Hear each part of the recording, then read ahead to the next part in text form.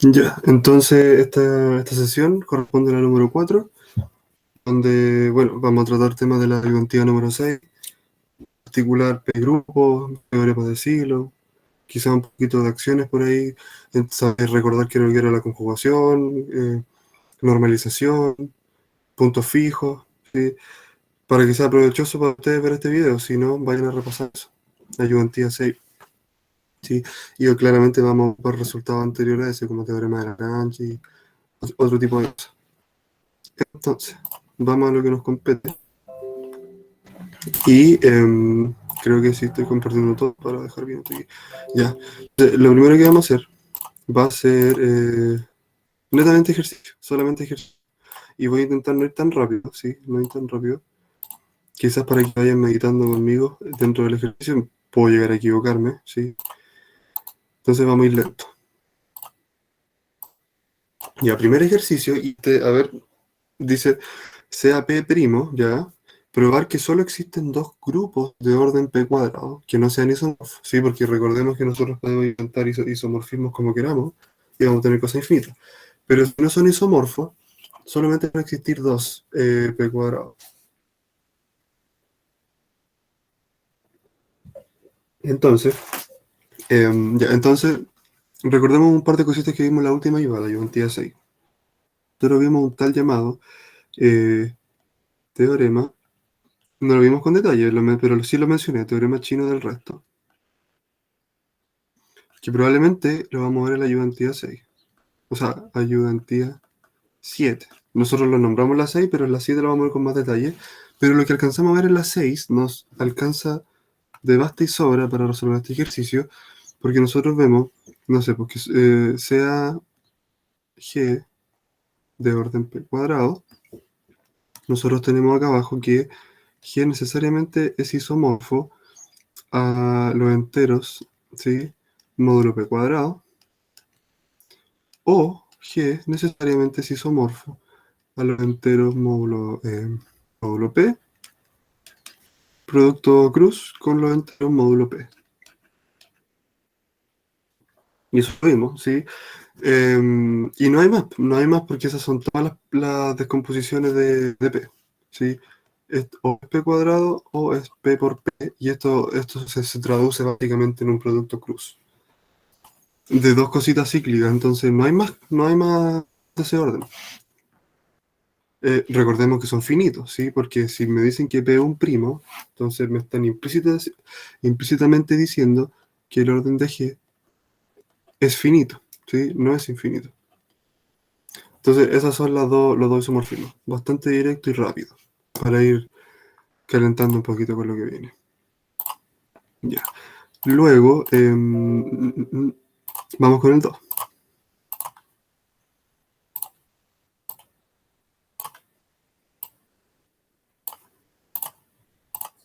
Sí, y quiero corroborar que esté sonando, sí, grabando audio y grabando pantalla. Perfecto.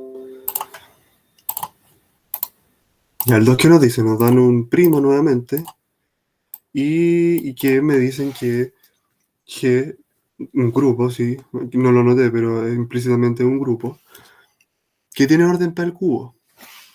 Es decir, es un P grupo, ¿sí? Por definición de P grupo que vimos en la ayudantía 6. Es un P grupo. Y tenemos que probar que su centro necesariamente es de orden P. Y entonces vamos a partir quizás mencionando algo que no mencionamos con estas palabras de la ayudantía.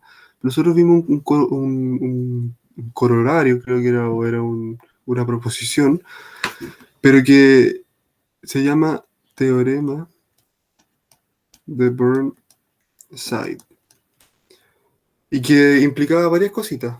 Y entre ellas, la que nos sirve a nosotros. Que cuando estamos frente a un P grupo, el centro de ese grupo, el orden, mejor dicho, del centro, es mayor a 1. Es decir, hay por lo menos dos elementos. En otras palabras, no es solamente el trivial. Y eso nos va a ayudar en este ejercicio. ¿Sí? ¿De qué forma nos va a ayudar? Voy a cambiar colorcito aquí. Y nosotros también por el teorema Quizás partamos así la demostración. Por el teorema de Lagrange.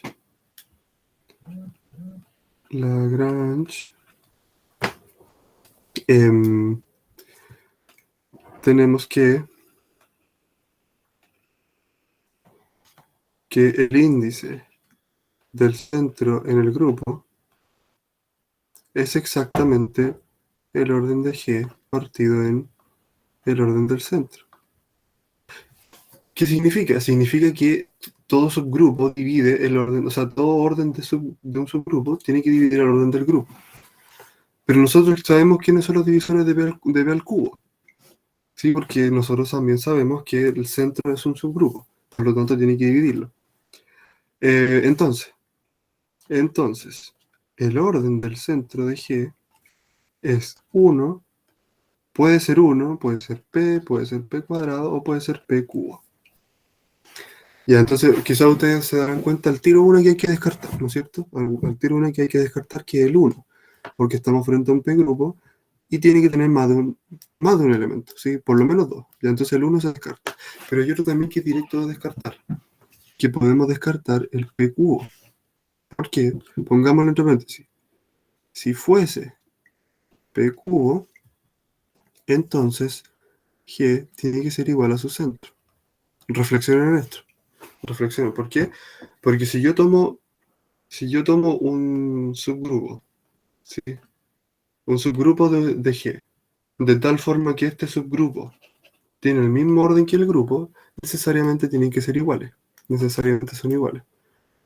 Y también tienen que seguir reflexionando en que si son iguales, esto se traduce en que G es abeliano.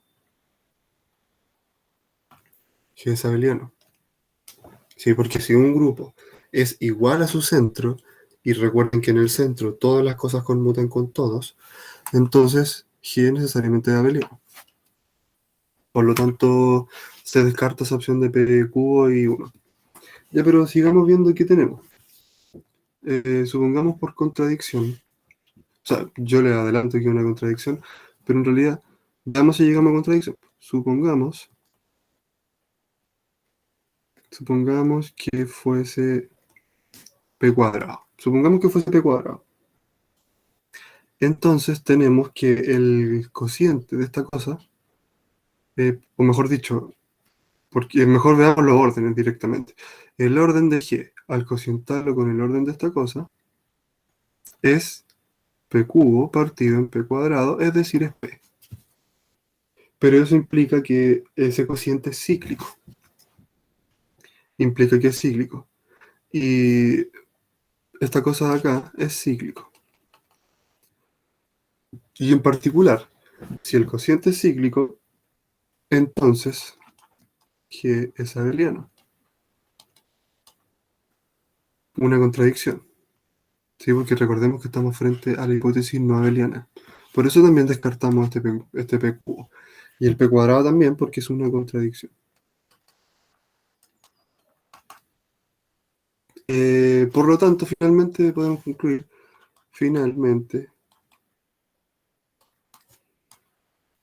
podemos concluir que el orden de G, o sea, perdón, estamos viendo el orden del centro, que el orden del centro es necesariamente P. Está demostrado. Sí, porque si el orden del centro es P, eso es isomorfa al grupo cíclico y no hay ni un problema. Ningún problema. Y recuerden que todos los grupos cíclicos son abelianos y cumplen esas propiedades bonitas. Entonces estamos perfectos. Sí, vamos al 3 ahora. Al 3.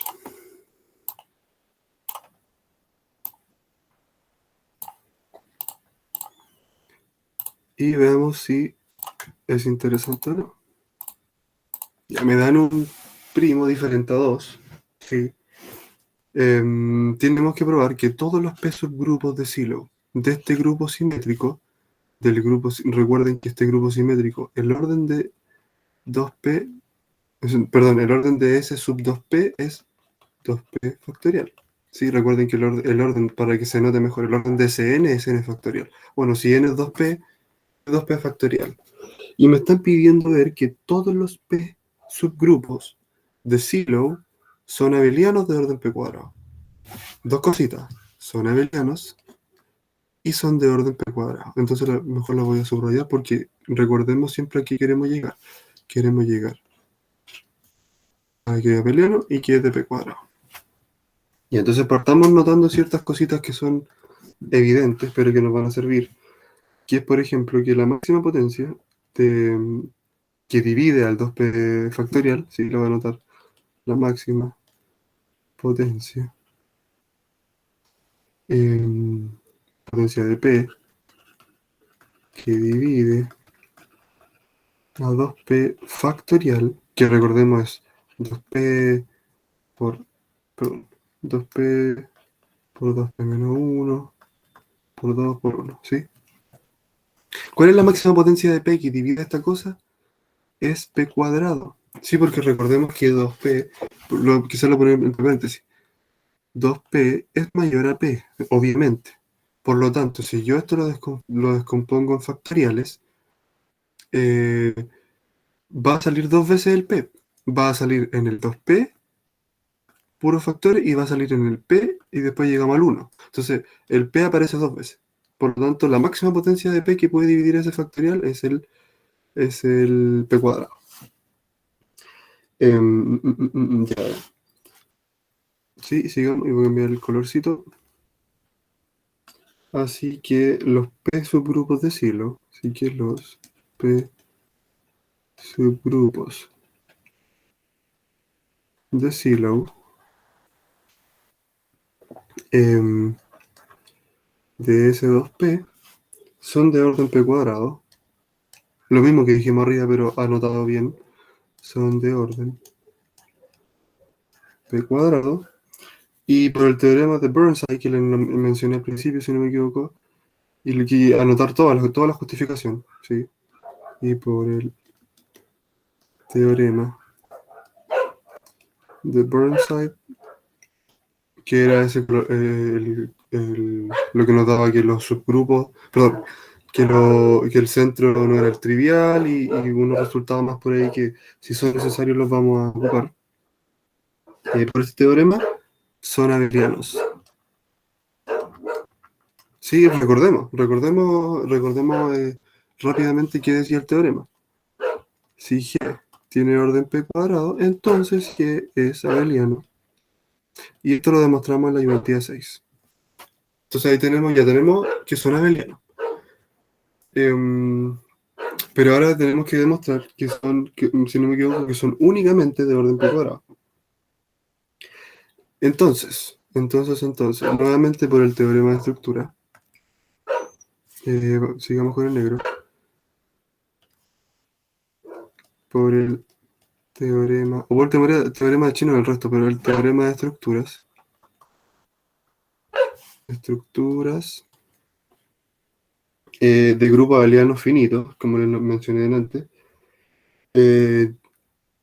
necesariamente, y ¿cómo los vamos a denotar? Los vamos a denotar P, ¿sí? Estos P subgrupos los vamos a anotar P mayúscula. Necesariamente este P tiene que ser isomorfo a Z P cuadrado Z, o P es isomorfo a Z PZ cruz Z PZ. O sea, los módulos P cruz módulo P. Luego, como no existen, lo voy a anotar todo, ¿no? Como no existen, ¿cómo es esta cosita? Permutaciones, sí, permutaciones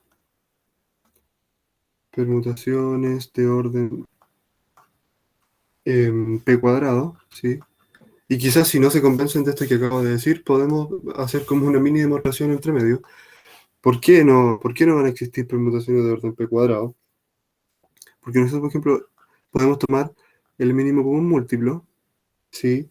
De las longitudes de ciclos disjuntos, no lo voy a anotar todo, de las longitudes de ciclos disjuntos en que se descompusiera tal permutación. Entonces tendría que que ser p cuadrado. ¿Sí? El mínimo común múltiplo es p cuadrado de la descomposición de estos ciclos disjuntos. ¿Sí? De hecho, es algo bastante obvio. Por ejemplo, si ustedes tienen el 1, 2 y lo multiplican con el 1, 2, 3. Ustedes, para encontrar el orden de toda esa permutación como una sola, bueno, basta ver el orden de este por el orden de este y se dan cuenta que es 6. Es decir, tienen que operar esta cosa 6 veces para llegar a la identidad. Eso era el orden. Ya. Bajo ese argumento, tenemos que al menos uno tendría que ser de longitud p al cuadrado.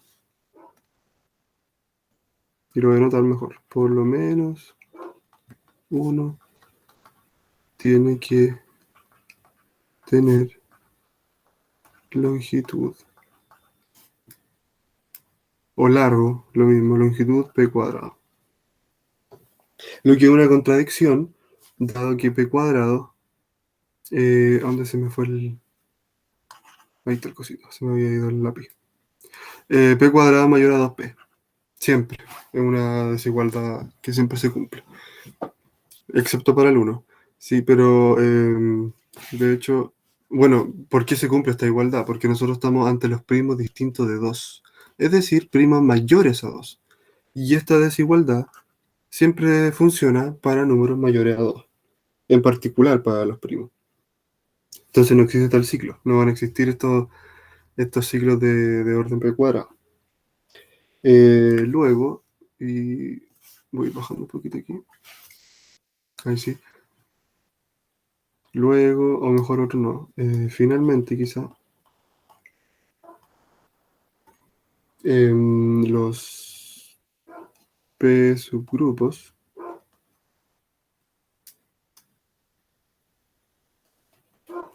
de silo, bueno, los p subgrupos nomás, o los p silo, es más, para ser más corto, los p silo de esta cosa tienen que ser necesariamente, porque recordemos que no hay, y quizá lo voy a marcar en azul. ¿Dónde lo noté? No existen permutaciones de orden p cuadrado. Por lo tanto, el isomorfismo arriba expuesto no corre. No corre este isomorfismo. Por lo tanto, los p silo son necesariamente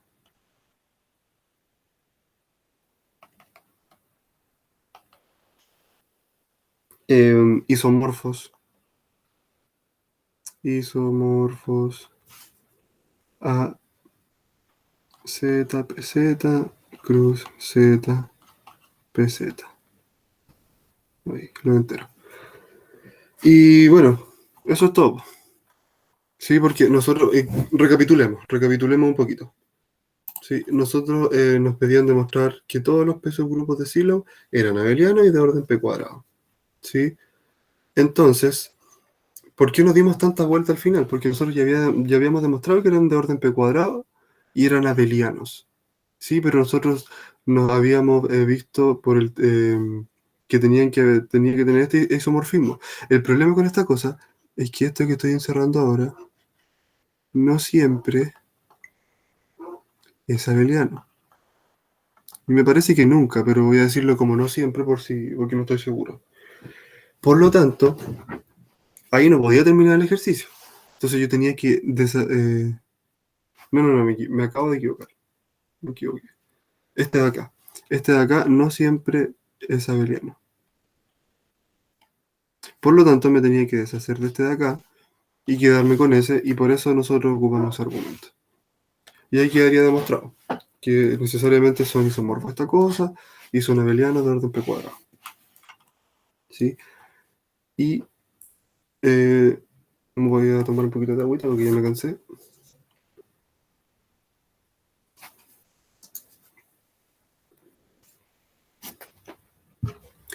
Y vamos al siguiente. Vamos al siguiente.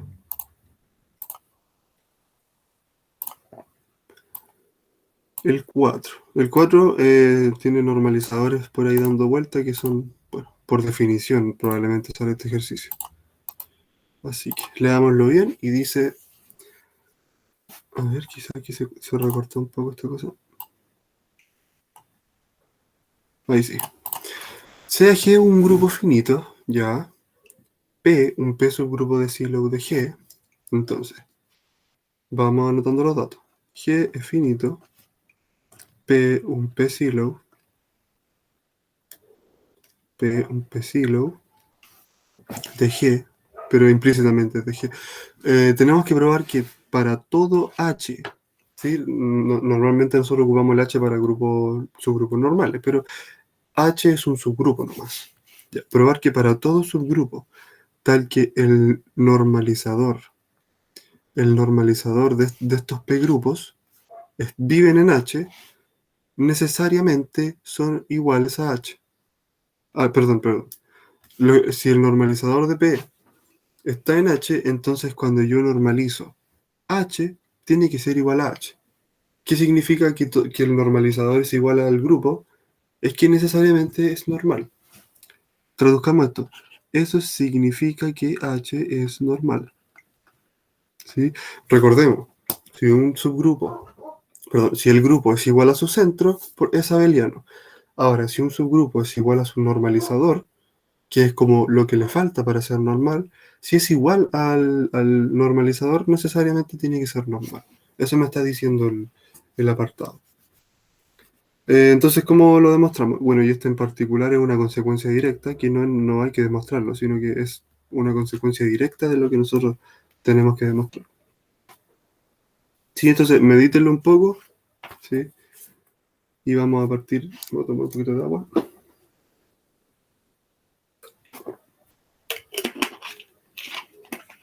¿Sí? Entonces, ¿cómo partimos?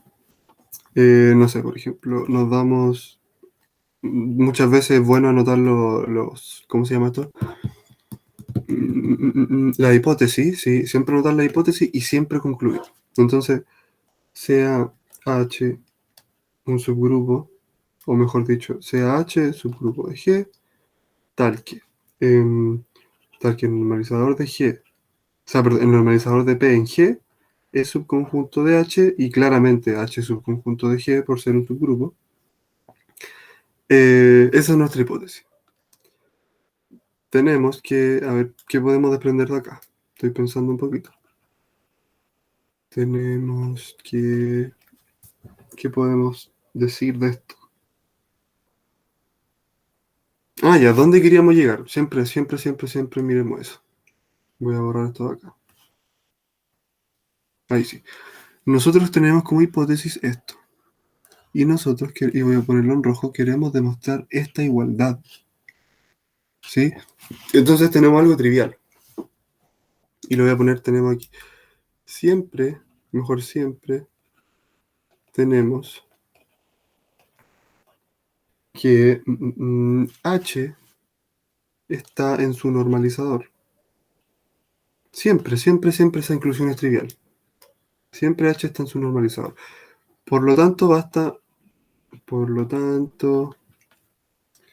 basta demostrar que el normalizador está necesariamente contenido en H. Que al probar esta otra inclusión vamos a tener la igualdad. Y entonces, ¿cómo probamos siempre una inclusión? Nosotros partimos tomando un elemento acá y demostrar que está allá por teoría de conjunto. Entonces nosotros ponemos, no sé, sea X en el normalizador. Esto ya es casi teoría de conjunto, más que alguna pregunta netamente algebraica. Y entonces si tomamos un elemento en el normalizador, entonces, por definición, al conjugar X, esto va a ser igual a H. O sea, perdón, al conjugar H, esto va a ser igual a H, por definición de estar en el normalizador. ¿Sí? Es decir, H, entre comillas, normaliza, perdón, X normaliza H. Sí, porque está en el normalizador. Y en particular, voy a anotar acá entre paréntesis, y en particular,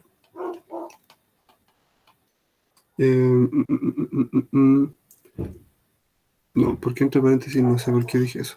Pero en particular tenemos que X normaliza P. ¿Sí?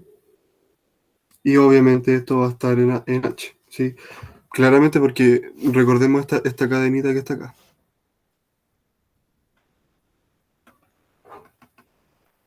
Sí, tenemos esa inclusión trivial, ahora queremos demostrar la otra. Ya, entonces, ¿para dónde vamos? Estoy un poquito pegado porque estoy pensando un poco cómo hacer el ejercicio.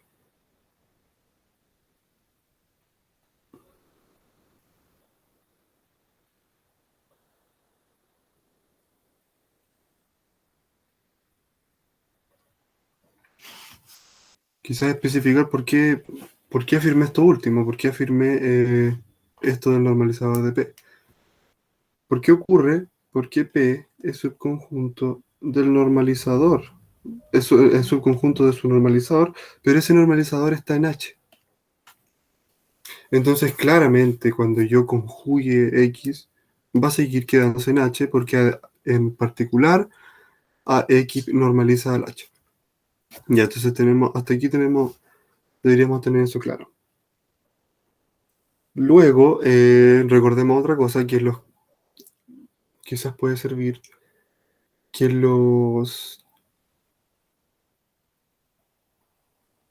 ¿cómo era esto? Que los conjugados viven en la misma órbita. Es decir, además,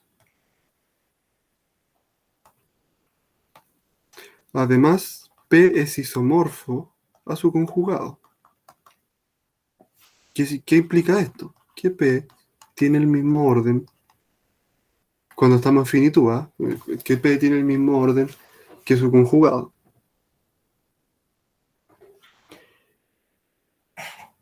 ¿Sí? Y ¿qué más? Ah, ya. Que P, bueno, tiene esto, por lo tanto, ambos son P sílabos. ¿Sí? Porque tienen orden P. Luego, ya, entonces, ya quizás esto sí nos puede servir. Luego, existirá algún H, no sé, algún H en H, tal que, tal que al normalizar H, perdón, al normalizar P por ese H, va a ser lo mismo que normalizarlo por X, ¿sí? Porque recordemos que viven en H. Pero esto, ¿qué nos va a implicar? Nos va a implicar que si yo, por ejemplo, esta igualdad la multiplico por X a la menos 1 a la izquierda, ¿sí? Y voy a ir anotando mejor. X a la menos 1 a la izquierda y X a la derecha, se mantiene esa igualdad. Por lo tanto, y si quizá lo ponemos entre paréntesis, tenemos esto de acá, esto de acá. Entonces, nosotros estamos normalizando por estos nuevos objetos que están acá. X a la menos 1h y su inversa, que es h a la menos 1x. ¿Y qué significa eso? Significa, significa que X a la menos 1h pertenece al normalizador de P, claramente, por lo que acabamos de construir. Y esto está en H. Luego, si tenemos que X a la menos 1 está en este normalizador, pero además el normalizador está contenido en H, claramente va a implicar que X a la menos 1h está en H, porque es un subconjunto más grande, que contiene algo pequeño que tiene X menos 1, X a la menos 1 por H. Y recordemos también que por hipótesis H está en H. H minúscula está en H mayúscula. Por lo tanto, cuando yo multiplique por H a la menos 1, va a seguir siendo H. ¿Sí? Porque absorbe cualquier cosa que yo le multiplique. Y recordemos que si tiene su inversa, si la inversa está acá, va a implicar que la no inversa también está acá. Y hemos demostrado la otra implicancia. ¿Sí? Que es lo que queríamos demostrar. Este X, ¿dónde vivía inicialmente? Vivía acá. Y acabamos de demostrar que también vive en H. Por lo tanto, tenemos las dos inclusiones. el normalizador de G, de H en G es lo mismo que el H. Es decir, H es normal. ¿Sí? Lo voy a anotar. Es decir, H es normal. Lo que queríamos demostrar. Voy a comer una pastillita.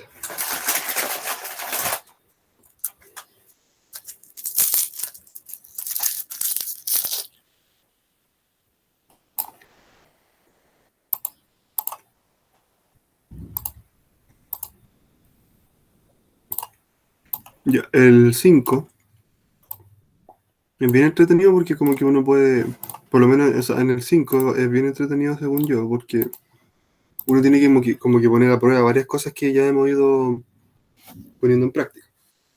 Entonces, me dicen probar que no existen grupos simples, y recordemos que era simple, que era distinto del trivial, y que sus únicos subgrupos normales son el trivial y todo. ¿Sí? Esos son sus únicos subgrupos normales. Entonces, nosotros tenemos que demostrar que no existe un G de orden 12 simple. Entonces, supongamos por contradicción, supongamos que sí existe. Supongamos que existe este G simple y empecemos a usar los argumentos que ya tenemos hasta ahora. Esto implica, bueno, no implica nada. Podemos quizás además mencionar que G, además de escribirlo como 12, lo podemos escribir como 3 por 2 al cuadrado. ¿Sí? Entonces vamos a tener que los dos silos son de orden 4. Eso lo vimos en la ayudantía 6, son de orden 4. Porque recordemos que los p-silos son los que agarran la menor potencia, o sea, los que agarran el primo, pero tienen orden toda la potencia maximal. Entonces, los dos silos son de orden 4 y los tres silos de orden 3, porque no tiene más potencia, de orden 3. Veamos primero los tres silos.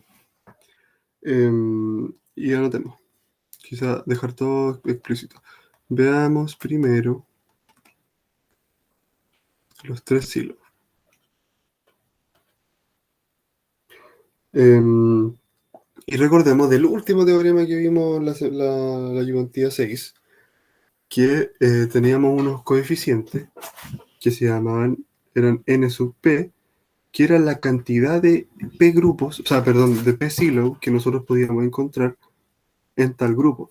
Y que además, estos eran equivalentes a 1 módulo p. Dos cositas súper útiles. Módulo p. Ya, entonces, ¿qué vamos a desprender de acá? Veámoslo claramente, los N3. Eso es lo que queremos ver. El N3, recordemos que tiene que dividir a M.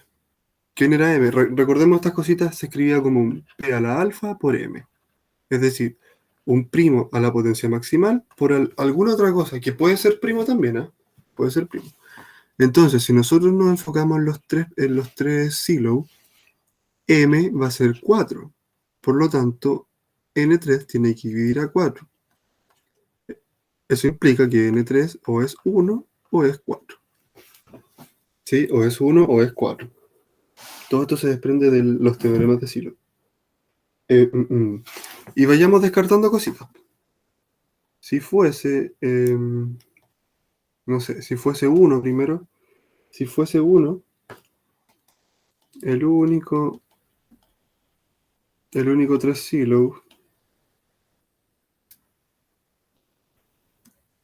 sería normal, ¿sí? Porque es 1, por eso sería normal. Y si es el único normal, no sería simple, ¿sí? Porque hemos encontrado un subgrupo distinto del total y del trivial, que es normal. Por lo tanto, que no es simple. Ya, entonces descartamos que tiene que ser 1. Lo vamos a ir descartando. Y aquí ponemos ahora. Si fuese 4, ¿qué otras cositas podríamos decir? Si fuese 4, claramente, ¿qué significaba que fuese 4? ¿Qué significaba que si fuese n3 fuese 4? Significa que hay 4 3 sílabos, que los vamos a llamar P1, P2, P3 y P4. ¿Ya? Luego, la intersección de ellos tiene que ser trivial. Tiene que ser trivial. ¿Qué significa que sea trivial? Esta cosa va a implicar que yo al intersectar PI con PJ, tal que I es distinto de J, perdón, voy a mover pizarra. Esta cosa tiene que ser trivial si I es distinto de J. ¿Sí? Porque si no, no estaríamos frente a los pesilos. Y, ¿por qué? Porque la intersección necesariamente tiene que ser de orden 1 o 3. ¿Sí? Porque estamos frente a los 3 silos, que tienen orden 3. Entonces, o tienen orden 1 o tienen orden 3. Pero si tuvieran orden 3, no podemos tener 3 elementos en común. Sí, porque esa sería una contradicción, por lo tanto es solamente el neutro. Ya, tenemos este dato. Y otro dato que, por ejemplo, nosotros podemos hacer la reunión de estas cosas. No sé, pues de 1 hasta el 4, de los PI. Y esta cosa es necesariamente algún grupo que tiene finito. Perdón, un subgrupo que tiene 8 elementos. ¿Sí? Que son de orden 3 y son distintos. ¿Sí? Entonces los 4 elementos restantes necesariamente tienen que conformar el grupo. Entonces es único y por lo tanto normal. ¿Sí? Por lo tanto normal. Y ahí tenemos los únicos 2 subgrupos de Sileus de Hep. Sí, y en ese caso resultaría que no es simple también. Porque si encontramos un subgrupo que es normal, ¿sí? G no es simple. Por lo tanto, se nos descartan todas esas opciones. ¿Sí? Entonces no tenemos. Sabemos que no existen estos tres hilos. Veamos ahora quizás lo otro. Ah, no. No, si no es necesario, porque ya no hay más grupos normales. Pero un argumento alternativo que nosotros podemos ver es que el hecho de que todo grupo de orden 12 con más de 3 subgrupos de silo es isomorfo al grupo alternante de orden 12. ¿Sí? Quizás lo voy a notar eso, es importante. ¿Qué fue lo que acabo de decir? Que todo grupo de orden 12, ¿sí? Con más de un, o lo voy a anotar, con más de un 3 silo, tiene más de un 3 silo, porque nosotros recordemos que aquí los 3 silos o podían ser 1 o podían ser 4, pero no tenemos ninguna de esas dos opciones. Ahora, si fuese que tuviéramos más de un 3 subgrupo de silo, entonces G tiene que ser isomorfo a 4. Recordemos quién era 4. A4 era un grupo normal de ese 4, y esta cosa tiene orden 24, y este por lo tanto tiene orden 12 porque es la mitad. Isomorfo S, y este no es simple. No es simple. Es un argumento bastante más fácil, pero también más avanzado. Pero se lo menciono igual. Por lo tanto, si es isomorfo a esta cosa, G nunca va a ser simple, porque este no es simple. En efecto, no es simple. Entonces, ahí también tenemos dos formitas alternativas de demostrarlo. ¿Sí? Mediten un poco mientras yo tomo agua.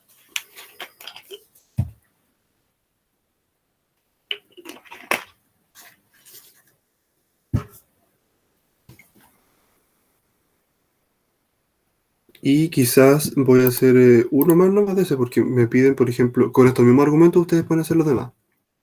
Hicimos el del 12. el de 56, 200 y 312. Ya, hagamos el de 200 mejor. Hagamos el de 200. Ustedes les dejo a ustedes el de 56 y el de 312, porque la verdad a mí me entretienen estos, porque es como ver el tema de ser divisible, de ver isomorfismo, y es bastante útil. Y entonces veamos el mismo, pero el de 200.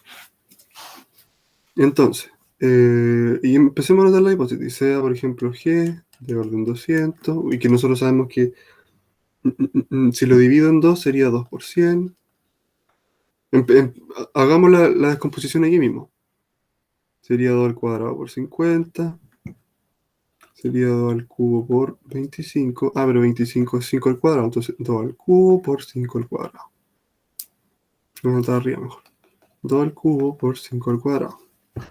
Ya tenemos la descomposición en primo.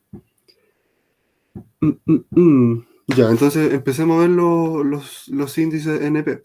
NP tenemos dos. Tenemos los N2 y los N5, que son la cantidad de 5 pesos por grupo de silo y la cantidad de 2. Perdón, son la cantidad de 5 subgrupos de silo o la cantidad de 2 subgrupos de silo. Ya, entonces veamos el N5. ¿Sí? Y N5, recordemos que tiene que dividir al 8. Sí, nosotros teníamos eso. Veamos, N5 divide a 8. Es decir, N5 o es 1, o 2, o 4, o 8. Pero también recordemos otra cosa, que esta cosa, además, N5 tiene que ser congruente a 1, ¿sí? Pero módulo 5. Módulo 5. En general, teníamos que NP es congruente a 1 módulo P. Ya. Entonces, tiene que ser congruente a 1 módulo 5. Y esta cosa nos implica que N5 necesariamente es 1. N5 necesariamente es 1. ¿Por qué? Porque si fuera 2, 2 no es congruente a 1.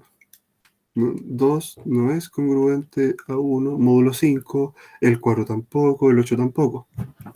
Eso es bien facilito de darse cuenta. Por lo tanto, necesariamente tiene que ser el 1.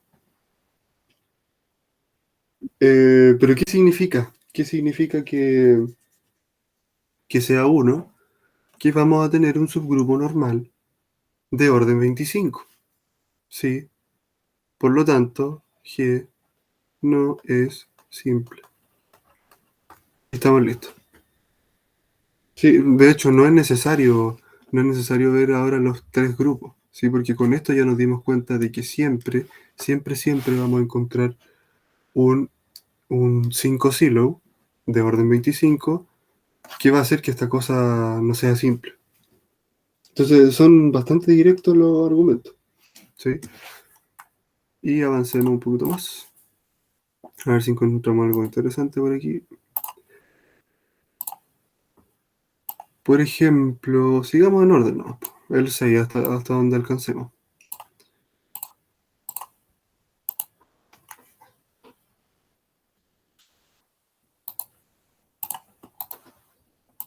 Ya, entonces me dan un grupo, sí, recordemos que G siempre va a ser un grupo, por lo menos por esta sección, de orden 168, y me están pidiendo encontrar la cantidad de elementos de orden G, perdón, de elementos de G de orden 7.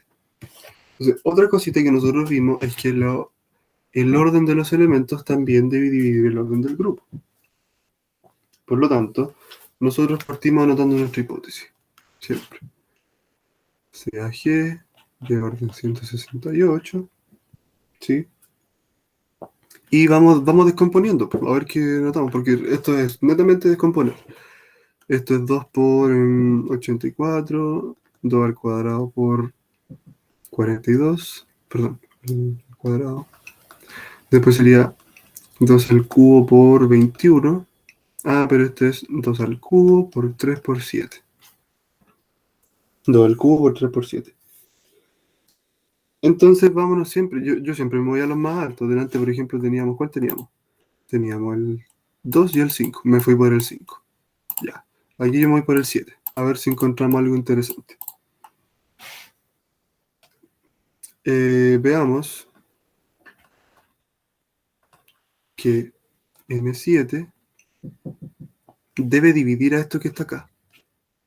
¿A quién tiene que dividir? A 8 por 3. Debe dividir a 24.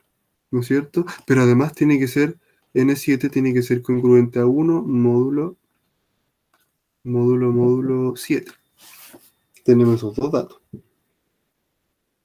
Entonces veamos primero quién, si es división de 24, puede ser el 1, el 2, el 3, el 4, el 6, el 8 y el 12. Creo que esos son todos los divisores. Ah, y el 24, se me estaba pasando. ¿Sí? Pero ¿quiénes son congruentes al 7? O sea, perdón, ¿quiénes son congruentes al 1 módulo 7? ¿Sí? El 1 siempre es congruente a 1, ¿sí? El 1 siempre. Pero ¿será el 2 ya no. Todos los menores a 7 no. Y después cuando pasamos al 8, el 8 sí, porque el 8 es 7 más 1, es decir, es congruente a 1 módulo 7. Módulo 7. Entonces el 8 también, y aquí pasa lo mismo, el 8 también, pero el 12 no, y el 24, si lo divido por 7 me da resto 3. Recuerden ver siempre los restos. ¿Qué pasa si el 8 lo divido en 7? Me da resto 1. Entonces necesariamente N7 es 1 o U8. ¿Sí? Y le voy a poner aquí una U. U8. ¿Ya?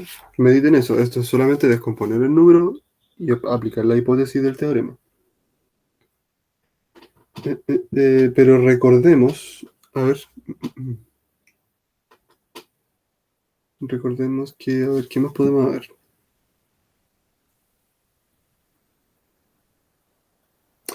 Ah, ya, aquí tenemos un gran error. Sí, pero error mío, que lo voy a corregir después.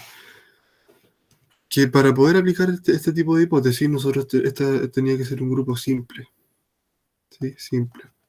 Claro, y es simple. Y recordemos que si ahora, supongamos que siempre supusimos que fue simple. Si es simple, ya no puede ser uno, porque si fuese uno, por todos los argumentos que vimos anteriormente, va a haber un subgrupo, por lo tanto va a ser normal, por lo tanto no va a ser simple.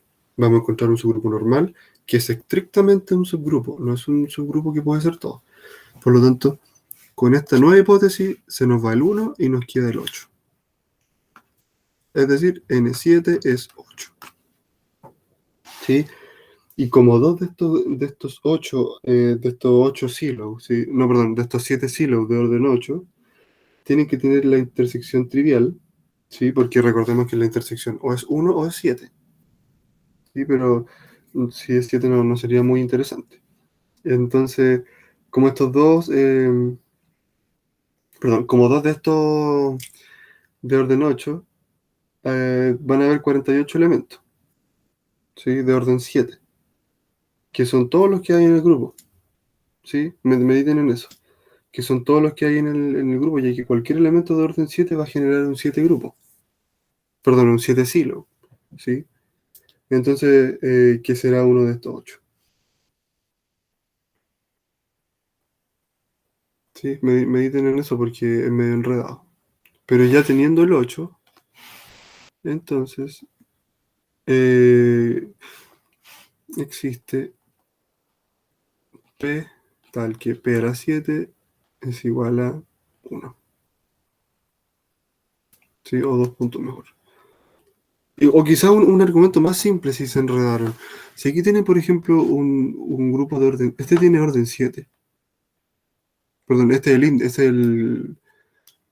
es solamente un número que ordena, pero por ejemplo, supongamos que este subgrupo H tiene orden 7, que es un 7 silo, entonces necesariamente va a existir un elemento que tiene orden 7, necesariamente, porque ya sabemos que existen de este tipo de orden 8 cuando es simple.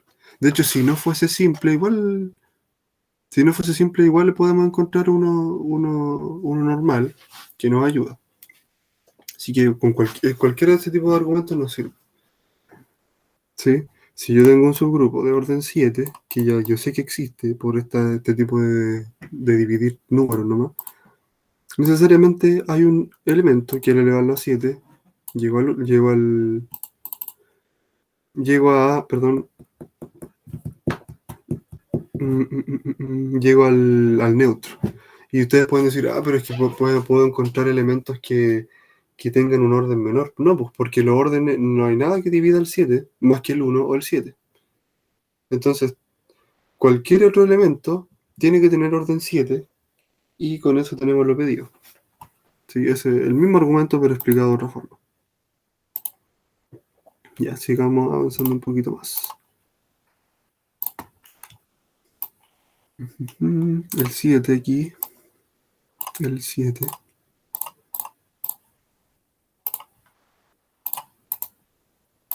Entonces el 7 me dice, me dan un grupo, espero no haberme equivocado en este, me dan un grupo de orden 30 y me piden probar que va a existir un grupo normal que es cíclico que tiene orden 15. Me piden ver que existe, no me piden verlo explícitamente, pero que existe un H que sea cíclico, normal, importante ese signo, normal, que tenga orden 15. Y entonces, ¿qué podríamos hacer? Bueno, claramente G tiene 30 elementos, ¿sí? Entonces, ¿qué podríamos hacer? Estoy pensando un poquito.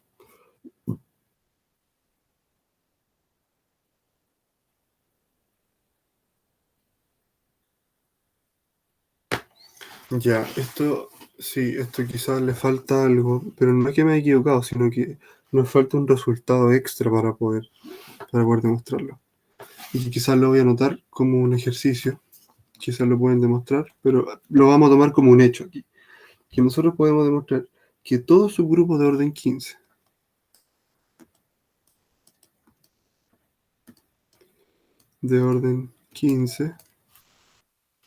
es cíclico. eh, mm, mm, mm, y normal. ¿Sí? Es cíclico y normal. Todo subgrupo de orden 15 es cíclico y normal. ¿Y por qué sería normal? Porque, perdón, subgrupo de un G que tiene orden 30. Y claramente si al subgrupo este tiene orden 15, yo lo cociento con este otro subgrupo, me da el 2 y nosotros lo vimos no me acuerdo en qué ayudantía, por ahí por la 3 o la 4, que cuando el cociente me da 2, eso es equivalente a decir que H es normal. Sí, recordemos que esto es el índice de H en G. Ya, entonces, con eso visto, mm, mm, mm, ya, con eso visto tenemos que demostrar la existencia. ¿Por qué? Porque tenemos que es cíclico, que es normal y que tiene orden 15. Entonces tenemos que demostrar la existencia. ¿Y cómo lo vamos a hacer? Nuevamente, el argumento de descomponer por primo. Es decir, 2 por 15, que es lo mismo que 2 por 3 por 5. Y de aquí que desprendemos, me voy siempre para el más alto. ¿Sí? Vamos para el más alto. Que esto implica que N5, ¿qué va a hacer? ¿Qué va a hacer N5? N5 recuerden que tiene que dividir a 2 por 3. O sea, tiene que dividir a 6. Por lo tanto, N5 es 1, 2, 3 o 6. 1, 2, 3 o 6. Pero recuerden que tiene que también ser eh, congruente a 1 módulo 6, módulo 5, perdón. Entonces, el 1 está bien, el 2 se va, el 3 se va, pero el 6 es dividido por 5 me da 1. Por lo tanto, o sea, perdón, dividido por 5 me da resto 1. Por lo tanto, tengo dos opciones, el 1 o el 6. Y esto es puro dividir cositas, ¿no? El 1 o el 6. Y quizás con esto no me alcanza. Entonces, veamos también los del 3. Veamos también que los del 3 tienen que dividir a quién. Tienen que dividir al 2 por 5. A lo que resta del 3, al 2 por 5. Es decir, deben dividir a 10. Por lo tanto, N5 es 1, 2, 5 o 10. Pero módulo 1, perdón, congruente a 1 o equivalente a 1, módulo 5, perdón, módulo 3. Módulo 3. El 1 siempre aparece. el 2 se nos va. ¿Qué pasa si el 5 lo divido en 3? No llego al 1. Y si el 10 lo divido en 3, bueno, sí, ahí sí llego al 1. Porque 10 dividido en 3 es 9 y me da resto 1. Ya, entonces tengo esas opciones. Y anotemos también quizás por si nos sirve el N2. ¿Sí? ¿Quién sabrá si nos sirve? Que es, tiene que dividir a 15. Tiene que dividir a 15. Por lo tanto es 1, 3, 5 y 15, si no me equivoco. Sí, espero no se me haya pasado ninguno. Pero módulo eh, congruente a 1. Módulo 2. Entonces el 1 siempre aparece. 3 lo divido en 2, sí. 5 lo divido en 2, sí. Y el 15 también. Ah, ya están todos. Sí, porque dividir por 2, todos los impares van a entrar en el mismo saco. Ya, entonces perfecto. Luego, ¿qué podemos afirmar?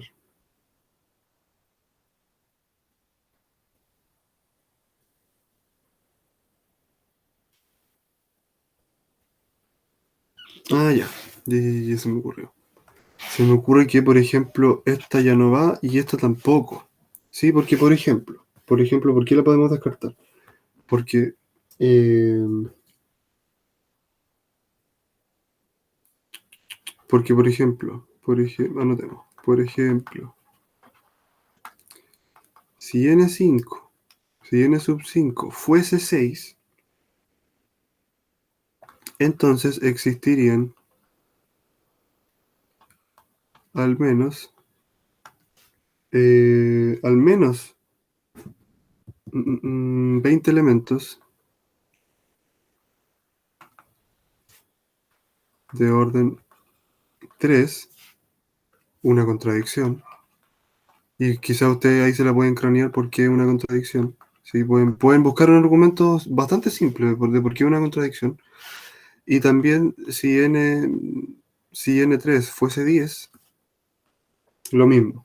Existirían, existirían al menos, ¿cuánto? 25 elementos. Esto es bastante simple, pero si no se dieron cuenta al tiro por qué esta afirmación, tienen que repasar. Eh, existirían por lo menos, no, 25 no, pues si estamos orden, tiene que 24. Existirían por lo menos 24 elementos de orden 5. De orden 5. ¿Sí? Que es una contradicción de nuevo. Eh, sí, y ocupen el argumento de que estamos en un grupo de orden 30. ¿Sí? Un grupo de orden 30. Entonces ya, continuamos y tenemos que necesariamente esto, y el N3 es 1 y el N5 es 1. Luego,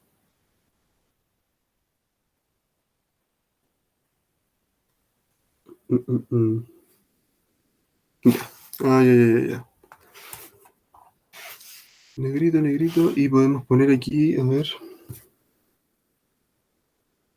ya.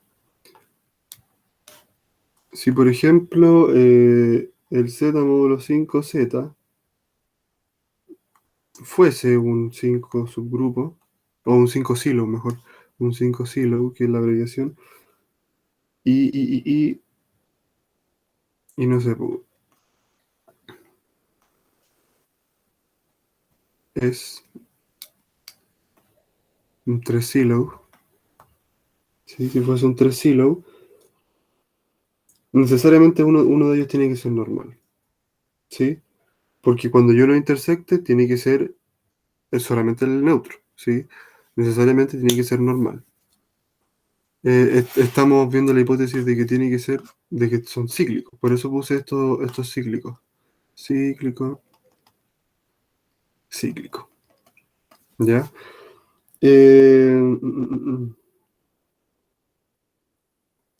Ya. Entonces es uno. Ahí recordemos que son normales. Estamos todo perfecto. Todo perfecto, porque cuando yo intersecte estas dos cositas, 5z, lo intersecte con el 3z, o z3, este tiene que ser necesariamente el trivial. Por lo tanto, cuando yo los multiplique, el compuesto, ¿sí? Esta cosa me va a quedar Ahí sí. El orden de esto va a ser 15. Y esta cosa existe porque encontramos, sabemos que el uno va y el uno va, entonces existen. Esta cosa también me prueba existencia. ¿Por qué? Recordemos, porque esto me dice la cantidad de elementos de P subgrupos de silo de cierta cosa. Entonces, la existencia de estos que están acá, yo ya la sé. Entonces, al yo saberla y saber sus órdenes, porque yo sé que estos tienen orden 5 y estos tienen orden 3, también podemos hacer el producto cruz y lo encontramos y todo funciona perfecto. Entonces la existencia está lista. Está lista, lista, lista. Sí, y quizá, a ver, no sé si alcancemos a ver otro ejercicio. Yo creo que sí, porque con este ustedes se van a dar la idea de hacer el 9 y se van a dar la misma idea para hacer el 10. Entonces yo creo que terminamos haciendo el 8, sí, para que sea productivo, porque estoy cansado ya. Voy a tomar agüita por mientras, sí.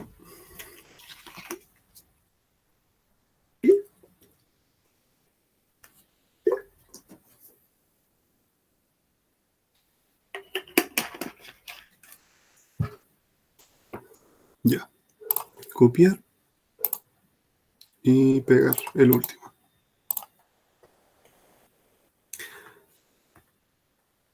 Ya, entonces me dicen P y Q primo y me dicen que el orden de este G es un primo por otro primo.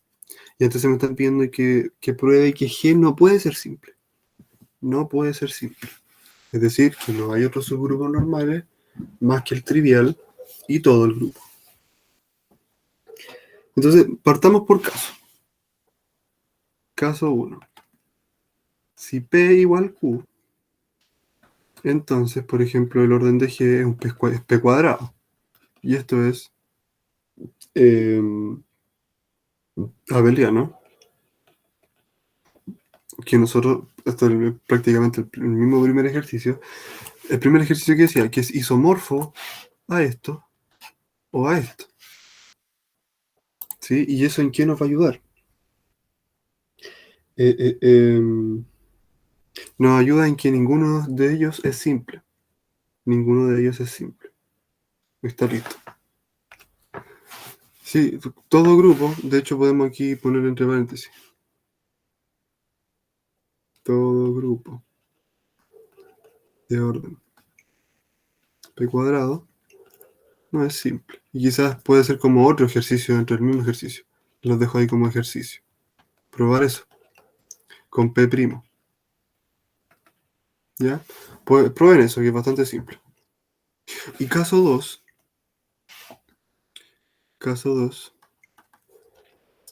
si P es distinto de Q, podemos, sin pérdida de generalidad,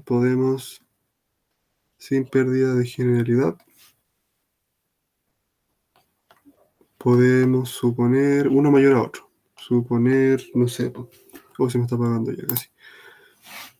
No sé, podemos suponer Q mayor a o P menor que Q. Lo mismo. ¿Y qué significa que P sea menor que Q? Va a implicar que este índice de Q, chuta, es necesariamente 1. Sí, porque recordemos que NQ tiene que dividir a P y además si tiene que dividir a P, entonces NQ o es 1 o es P. Pero tiene que ser congruente a 1 módulo Q. El 1 siempre está, pero P no. P no porque P es más chico que Q y ahí se nos va la equivalencia, por lo tanto es necesariamente 1. Entonces NQ es necesariamente 1. Por lo tanto existe, ya sabemos que existen los Q y pongamos existe un un Q-silo. Sí, suena raro, pero existe un Q-silo. ¿Sí? ¿Qué más podemos decir? Déjenme pensar un poquito. Ah, ya, pues. El mismo, se me estaba yendo la idea. Que si tenemos uno, solamente uno, entonces este Q-Silo es normal. Es lo que hemos estado diciendo todo el rato, es normal. Por lo tanto, G no puede ser simple. Recapitulemos. Si son iguales, es P cuadrado, por lo tanto nunca es simple. Si son distintos, yo siempre de ingeniería puedo tomar uno menor que el otro y me doy cuenta de que siempre voy a encontrar algún P subgrupo de Silo o Q subgrupo de Silo que es primo, que va a ser normal porque nosotros demostramos que este necesariamente es 1. Por lo tanto, no puede ser simple y está demostrado. ¿Sí? Y con estos mismos argumentos ustedes se pueden tirar a poder resolver esto de aquí y este de acá. Y claramente los otros que siguen, ¿sí? Los otros que siguen, pero específicamente estos dos se resuelven de manera muy similar. ¿Sí? Entonces, espero haber sido lo más claro posible y recuerden que cualquier duda me pueden escribir nomás, ¿sí? Al WhatsApp o al correo.